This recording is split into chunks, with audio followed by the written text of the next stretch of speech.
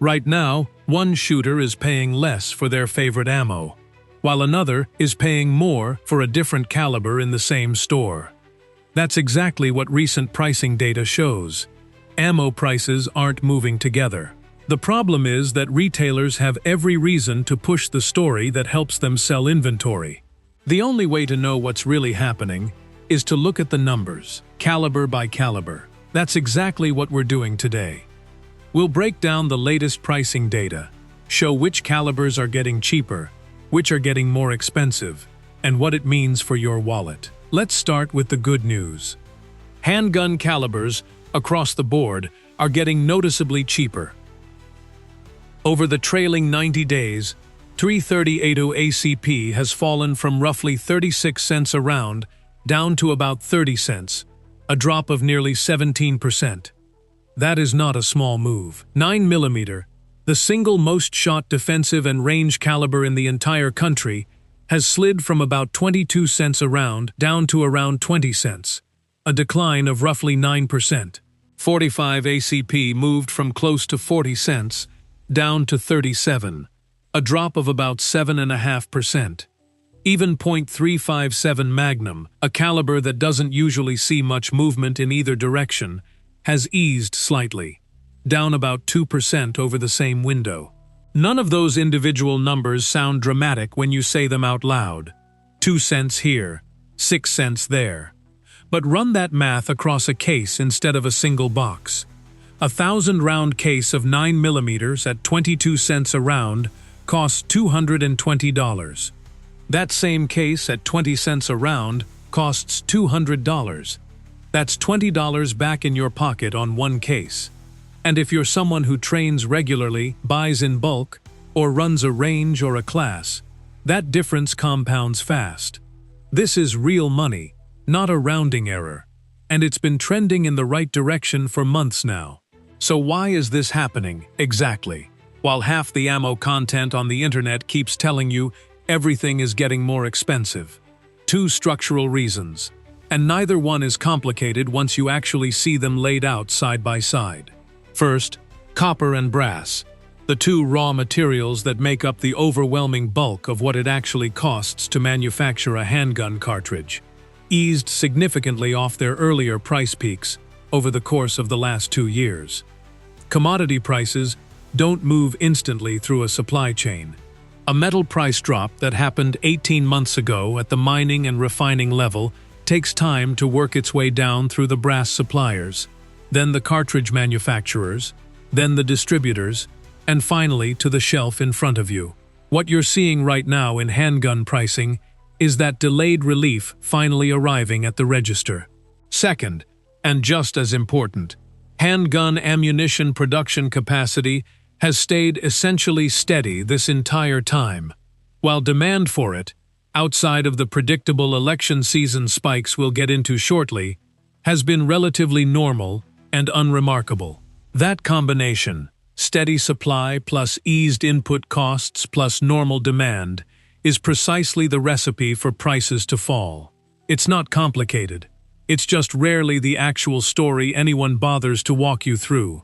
Because prices went down because copper got cheaper 2 years ago doesn't generate the same panic-driven views as buy now before it's gone.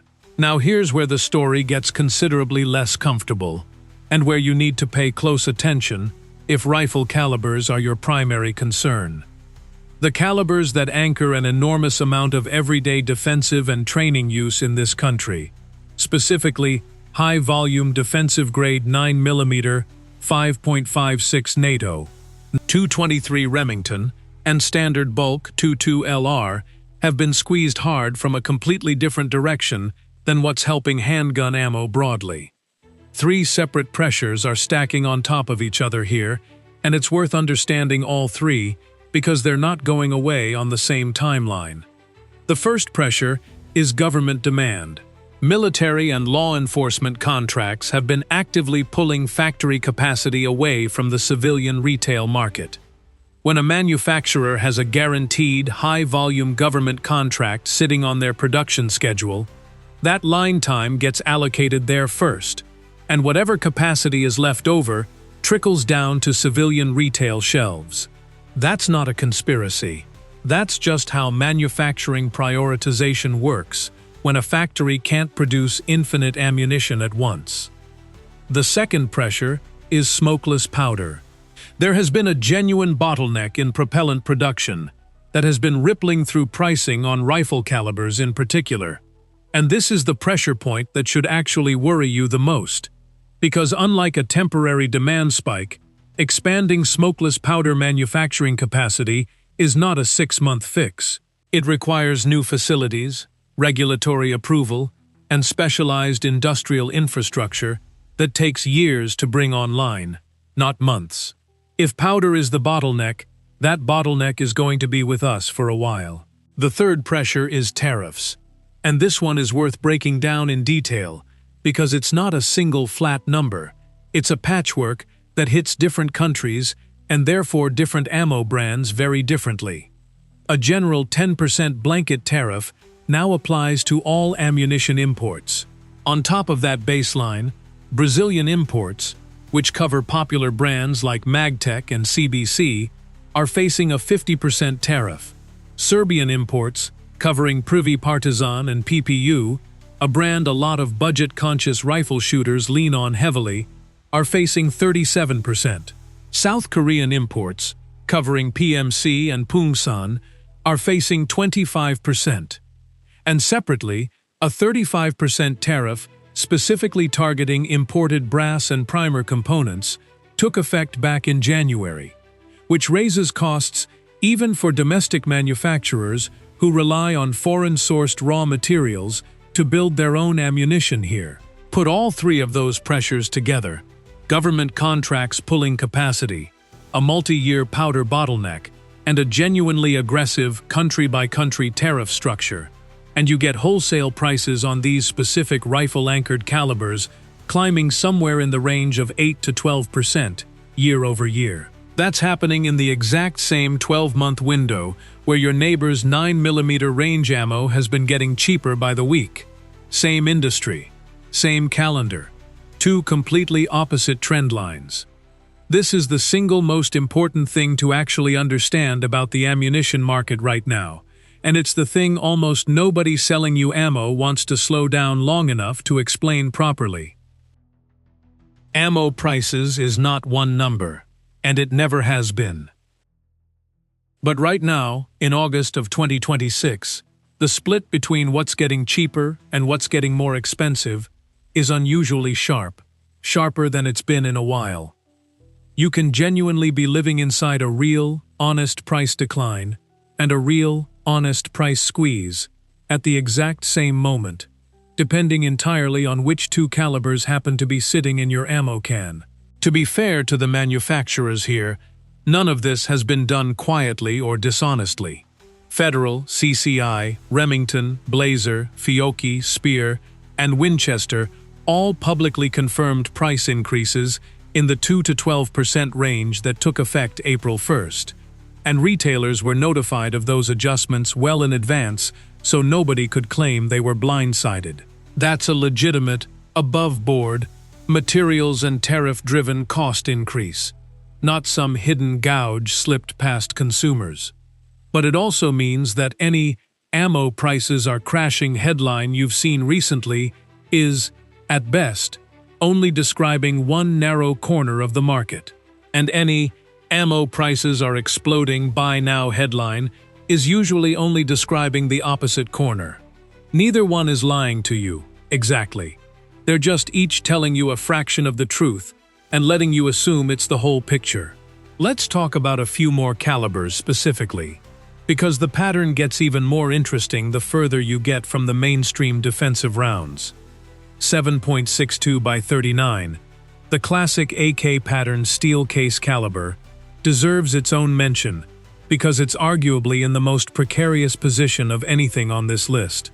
Steel case ammunition in this caliber has historically relied heavily on imported supply, and with tariffs specifically targeting several of the countries that produce it, industry voices have been blunt that this is the one caliber where supply is genuinely finite, in a way that isn't likely to reverse.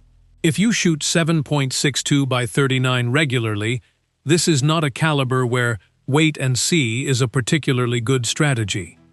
On the other end of the spectrum, .300 Blackout has continued its own slow decline, currently sitting around 59 cents a round and still trending downward over the trailing 90 days, benefiting from many of the same domestic production dynamics helping handgun calibers. And at the very top of the price spectrum, 6.5 Creedmoor remains the most expensive mainstream caliber tracked, running close to $1.48 a round, which puts it at roughly a 19-times spread compared to the cheapest ammunition in the country. That's an enormous gap for two calibers that both start with the words popular and mainstream. And it's a good reminder that precision, long-range rifle calibers simply live in a different economic universe than plinking and defensive rounds. And speaking of the cheapest ammunition in the country, that title still belongs to .22 Long Rifle, sitting at an almost absurd 7.7 cents a round, which buys you a full 100-round afternoon at the range for under $8. If you're on any kind of budget at all and just want to keep shooting without watching your bank account, standard bulk .22 LR remains the one caliber in this entire conversation where the story is simply unambiguously good, and has been for a while now. There's also a seasonal wrinkle worth understanding if you're trying to actually time a purchase around all of this instead of just reacting to it. Even in a midterm election year like this one, which historically produces a noticeably softer demand spike than a presidential election year, self-defense-oriented calibers, specifically 9mm, 5.56, .223, and 12-gauge buckshot, have consistently seen a measurable bump in demand in the months leading up to the election itself. This pattern is well documented going back through 2008, 2012, 2016, and 2020, and it holds up independent of whatever the manufacturers are actually producing on their factory floors.